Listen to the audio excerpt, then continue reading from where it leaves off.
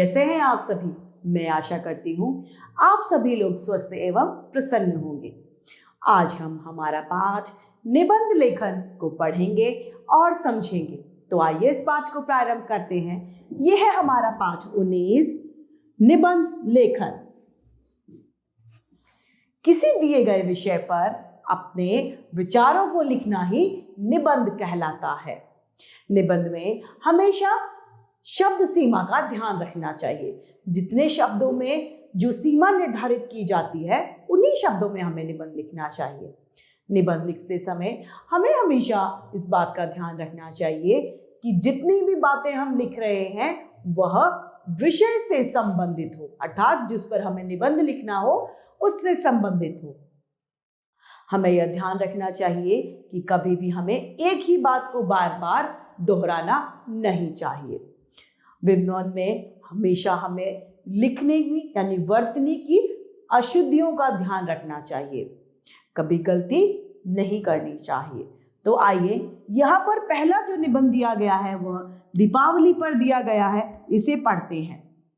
दीपावली हिंदुओं का प्रमुख त्योहार है।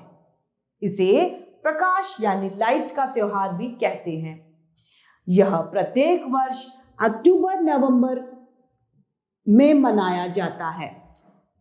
प्राचीन यानी पुरानी मान्यता के हिसाब से इस दिन भगवान श्री राम 14 वर्ष यानी 14 साल वनवास यानी वन में बिताकर अयोध्या आए थे। इसी दिन में, इसी खुशी में अयोध्या के लोगों ने पूरे नगर में घी के दिए जलाए, ढोल नगाड़े बजाए और मिठाइयां बांटकर एक दूसरे के गले मिले। इस दिन हम भी अपने घरों व दुकानों की साफ सफाई करके उनमें दिए, मोमबत्तियां व झालर आदि जलाते हैं, मिठाइयां बांटते हैं, पटाखे जलाते हैं और रात में लक्ष्मी गणेश जी का विधि विधान से पूजन यानी पूजा करते हैं। तो इस निबंध में हमने देखा कि सारी बातें इस विषय से संबंधित है। जितने भी बात हमने लिखी है उनको दोहराया नहीं है।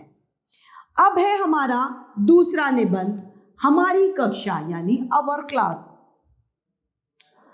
ये लिखना है निबंध में, मैं कक्षा 2 में पढ़ता हूं। मेरी कक्षा का कमरा बहुत बड़ा है। यह विद्यालय की प्रथम मंजिल पर है। इनमें 2 दरवाजे, 4 खिड़कियां व 2 रोशनदान हैं। इसके द्वारा कक्षा में हवा और रोशनी आती है। मेरी कक्षा में लगभग 20-25 डेस्क हैं यानी मेज हैं। दीवारों पर चार्ट, मानचित्र आदि लगे हुए हैं। अध्यापक के लिए एक कुर्सी और मेज रखी हुई है। कमरे की छत पर 2 पंखे और रोशनी के लिए 2 ट्यूबलाइट लगी हुई हैं। हम अपनी कक्षा को साफ सुथरा रखते हैं। तीसरा निबंध आता है मेरा देश, माय कंट्री। भारत मेरा देश है। यह मुझे प्राणों से भी ज्यादा प्यारा है। यह मेरी माता है।